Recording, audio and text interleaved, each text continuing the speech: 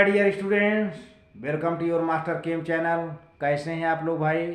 Very good. तो बच्चों, मैं Amla Shankar Yadav master chem channel की तरफ से आज एटॉमिक स्ट्रक्चर से लेक्चर नंबर 7 लेकर आया हूँ। इसमें हमारा डिस्कशन होगा एटॉमिक नंबर पर, मास नंबर पर, आइसोटोप्स पर, आइसोबर पर और आइसोटोन पर और आइसो न्यूट्रॉनिक्स पर, आइसो इलेक्ट्रॉनिक्स पर, यानी आइसोटोन कहिए तो एक तरफ से आइसो न्यूट्रॉनिक ही हुआ। तो देखिए, ये छोटे छोटे जो टर्म्स हैं इसको बच्चे बड़ा इग्नोर करते हैं और पेपर बनाने वाला हर टीचर जानता है कि बच्चे इसको इग्नोर करते हैं, और जब इग्नोर करते हैं तो जाहिर सी बात है वो फंस जाते हैं क्वेश्चन छोड़कर चले जाते हैं, जबकि है बहुत आसान। अब जब एक 3 घंटे के पीरियड में आप बंध जाओगे तो फिर आप छटपटा के रह जाओगे, कुछ भी नहीं कर पाओगे। तो बेटा आज इस पर मेरा जो है फोकस रहेगा, एटॉमिक नंबर पर, मास नंबर पर, आइसोटोप्स, आइसोबर्स, आइसोटोन्स, आइसो इलेक्ट्रॉनिक्स पर। तो आइए देखते हैं क्या है इस पर। हैं? हाँ, तो बेटा देखो, एटॉमिक नंबर जिसको सिंबोलाइज किया जाता है कैपिटल जेड से, एटॉमिक नंबर है ना। आप अपने से सिंबल नहीं देंगे, जो साइंस ने दे रखा है उसी को मान के चलना पड़ेगा। IUPAC के हिसाब से जो भी सिंबल आपको दिया जाता है उसी को आप फॉलो करोगे, अपने मनमानी सिंबल नहीं देंगे। एटॉमिक नंबर जेड क्या डिफिनीशन है? Number of protons present in the nucleus is called atomic number. किसी एटम के न्यूक्लियस में जितना प्रोटॉन होगा वही उसका एटॉमिक नंबर है। जैसे मान लीजिए न्यूक्लियस में 10 प्रोटॉन है तो उसका एटॉमिक नंबर कितना होगा? 10। न्यूक्लियस में 12 प्रोटॉन है, एटॉमिक नंबर कितना होगा? 12। न्यूक्लियस में 40 इलेक्ट्रॉन है तो एटॉमिक नंबर कितना, सॉरी इलेक्ट्रॉन कर रहे हैं, न्यूक्लियस में 40 प्रोटॉन है तो एटॉमिक नंबर कितना होगा? 40।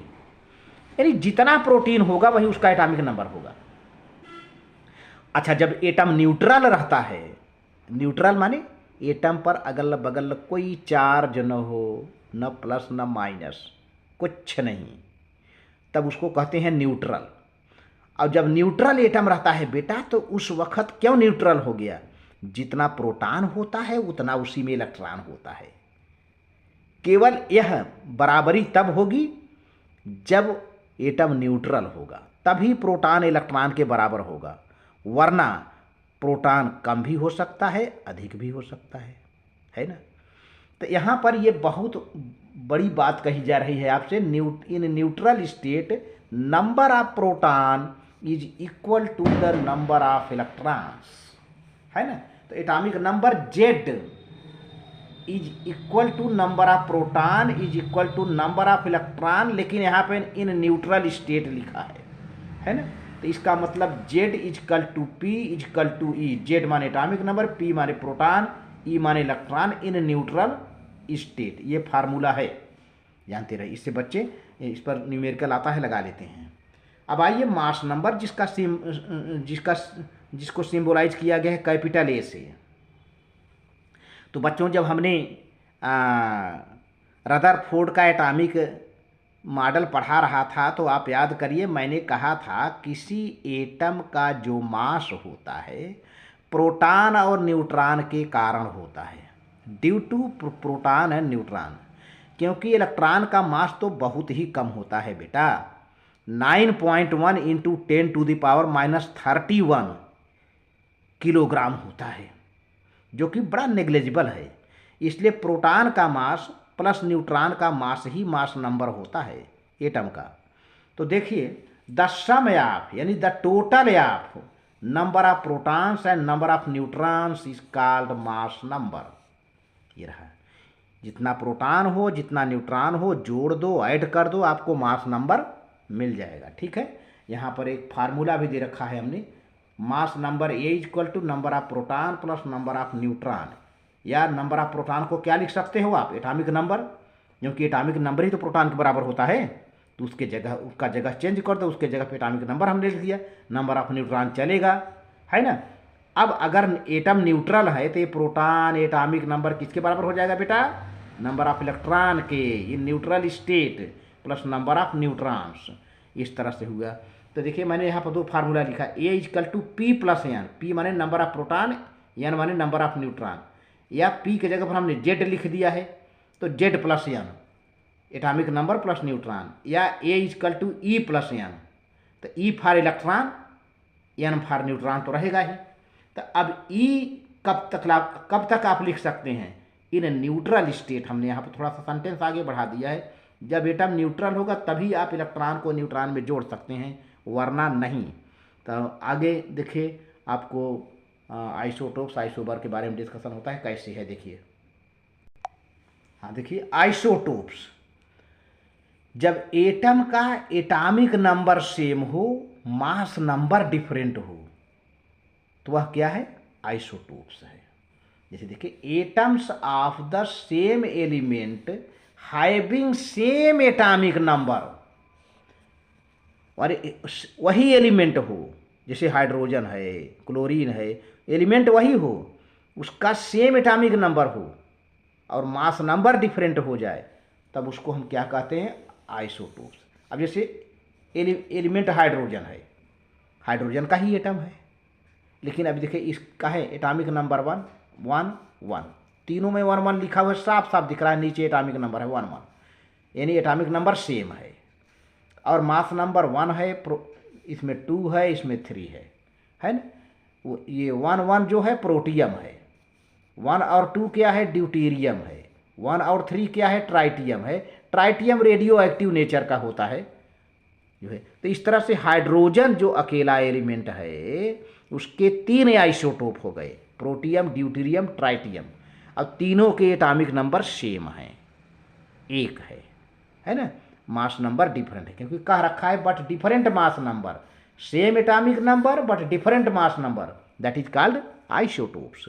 इसी तरह से क्लोरीन एलिमेंट है बेटा, क्लोरीन, ये देखो क्लोरीन का एटॉमिक नंबर 17 है, इस क्लोरीन का भी एटॉमिक नंबर 17 है, लेकिन यहाँ पर मास नंबर 35 है, यहाँ पर मास नंबर 37 है, तो मास नंबर डिफरेंट हो गया, एटॉमिक नंबर सेम हो गया।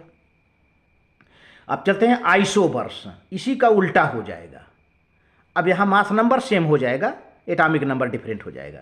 तो एटम्स ऑफ लेकिन डिफरेंट एलिमेंट हो जाएगा, ध्यान दीजिएगा, atoms of different elements having different atomic number but same mass number, same mass number called isobars. देखो ये आर्गन है, आर्गन है, इसका एटॉमिक नंबर बेटा 18 है, लेकिन मास नंबर कितना है, 40 है। अब ये पोटेशियम है, इसका एटॉमिक नंबर 19 है, मास नंबर 40 है। एक पोटेशियम का 39 भी होता है, लेकिन एक पोटेशियम का 40 भी होता है, ध्यान दीजिए, क्योंकि हमको यहाँ पर आइसोबर्स बताना है। तो ये पोटेशियम का एटॉमिक नंबर 19 है और मास नंबर 40 है। कैल्शियम का देखो एटॉमिक नंबर 20 है, लेकिन मास नंबर 40 है। तो इस तरह देखा जाए तीनों का, आर्गन, पोटेशियम, कैल्शियम, तीनों के मास नंबर कितना हो गया बेटा, 40 40 40, 40 40 40। अब एटॉमिक नंबर 18 19 20, तो एटॉमिक नंबर डिफरेंट हो गया, मास नंबर सेम हो गया। तो इस तरह से ये एग्जाम्पल हो गए, तो इतना तो आप लर्न कर ही सकते हैं। अब आइसोटोन्स, आइसोटोन्स यानी आइसोन्यूट्रॉनिक्स कहिए, जैसा कि मैंने बताया था, इसमें सब में सेम न्यूट्रॉन होंगे, सेम न्यूट्रॉन होंगे। Atoms of different elements which contain the same number of neutrons are called isotones. जैसे कार्बन 14, कार्बन 12 भी होता है, 13 भी होता है, 14 भी होता है ना।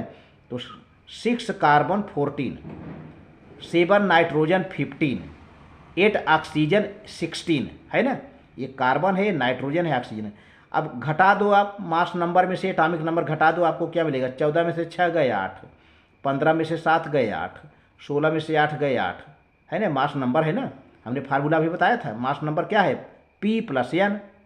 तो P आपको नीचे दिया है 6 7 8, P माने प्रोटॉन, सब घटाते जाओ। तो जब 14 में से 6 घटाओगे तो मिलेगा 8, 15 में से 7 घटाओगे मिलेगा 8, 16 में से 8 घटाओगे मिलेगा 8, यानी ईच कंटेन्स 8 न्यूट्रॉन्स। ये तीनों कार्बन, नाइट्रोजन, ऑक्सीजन तीनों के पास बराबर बराबर इक्वल न्यूट्रॉन हैं। तो ये तीनों आपस में क्या हो गए, आइसोटोन्स हो गए, यानी आइसोन्यूट्रॉनिक्स हो गए ये। तो इस तरह से है। और आगे देखते हैं जो है आइसो इलेक्ट्रॉनिक्स। हाँ बेटा, आइसो इलेक्ट्रॉनिक्स, आइसो इलेक्ट्रॉनिक्स मतलब इलेक्ट्रॉन बराबर हो। द स्पेसीज एटम से या आयन, एटम हो चाहे कोई आयन हो, कंटेनिंग इक्वल नंबर ऑफ यानी same number of electrons are called iso electronics. जैसे ऑक्सीजन पर -2 चार्ज है, फ्लोरीन पर -1 चार्ज है, और सोडियम पर +1 चार्ज है, मैग्नीशियम पर +2 चार्ज है, एल्युमिनियम पर +3 चार्ज है, नियान पर कोई चार्ज नहीं है। अगर माइनस चार्ज होता है तो इलेक्ट्रॉन आ रहा है, और प्लस चार्ज होता है तो इलेक्ट्रॉन गया, है ना। तो अब देखो बेटा, ऑक्सीजन का एटॉमिक नंबर कितना होता है, 8। अब इस पर 2 माइनस और लगा है, 8 और 2 10, 2 माइनस लगा में 2 इलेक्ट्रॉन कहीं से आया है। ऑक्सीजन का एटॉमिक नंबर 8 होता है और 2 माइनस चार्ज लगा है, इसका मतलब 2 इलेक्ट्रॉन कहीं से आया है, तो 8 और 2 10, ठीक है। फ्लोरीन का एटॉमिक नंबर 9 होता है, 9 होता है, 1 माइनस चार्ज लगा है तो 1 इलेक्ट्रॉन आया है, 9 और 1 10। अच्छा, अब प्लस की चार्ज है। सोडियम का एटॉमिक नंबर कितना होता है प्यारे बच्चों, 11, लेकिन 1 प्लस चार्ज है मतलब 1 गायब, तो 11 में से 1 निकाल दो, कितना हुआ 10। मैग्नीशियम का एटॉमिक नंबर 12 होता है, अब यहाँ पे 2 प्लस चार्ज है तो 12 में से 2 निकाल दो, 10। एल्युमिनियम का एटॉमिक नंबर 13 होता है, 13 में से 3 प्लस चार्ज है निकाल दो तो 10 बचेगा। नियान का एटॉमिक नंबर 10 ही होता है। तो हर कंडीशन में oxygen minus, fluorine minus, sodium plus, magnesium +2, aluminium +3, नियान में ईच कंटेन 10 इलेक्ट्रॉन्स, सब में 10 इलेक्ट्रॉन है, तो आइसो इलेक्ट्रॉनिक्स हो गया। एक क्वेश्चन है, calculate the number of protons, neutrons and electrons in Br 3580, यानी Br का एटॉमिक नंबर कितना है, Br माने ब्रोमीन का एटॉमिक नंबर कितना है प्यारे बच्चों, 35, और मास नंबर कितना है 80। तो अब इस मास नंबर में क्या क्या होगा, प्रोटॉन और न्यूट्रॉन। अब एटॉमिक नंबर 35 है तो ये Z है, और यही Z प्रोटॉन के बराबर हो गया। तो अब आपको बड़ा सरल चीज़ है, एटॉमिक नंबर जो दिया है 35 वो Z है, और यही प्रोटॉन भी हो गया प्यारे बच्चों। एक आंसर तो आपका मिल गया। तो number of proton equal to atomic number Z, तो 35 एक आंसर हो गया। चलिए न्यूट्रॉन, अब न्यूट्रॉन को क्या करोगे, मास नंबर में से प्रोटॉन निकाल दो, बच जाएगा न्यूट्रॉन। तो neutron equal to mass number minus number of proton, तो मास नंबर 80 है, नंबर ऑफ प्रोटॉन 35 निकाल दो, 45 न्यूट्रॉन बचेंगे, 45 न्यूट्रॉन, है ना। अब चूंकि ब्रोमीन पर देखो ऊपर नीचे कहीं कोई प्लस माइनस चार्ज नहीं है, तो इसका मतलब ब्रोमीन कैसा है बच्चों, न्यूट्रल। और जब न्यूट्रल है तो जितना ही प्रोटॉन है 35 प्रोटॉन या एटॉमिक नंबर, उतना ही इलेक्ट्रॉन भी होगा। तो सीधी सी बात है, इलेक्ट्रॉन भी 35 होगा। देखिए, atoms is neutral having no any charge, तो number of proton equal to number of electron, that is 35 equal to atomic number, है ना।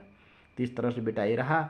वीडियो को अच्छा लगे तो लाइक करके सब्सक्राइब कर देना और लोगों में शेयर कर देना। Very good, thank you.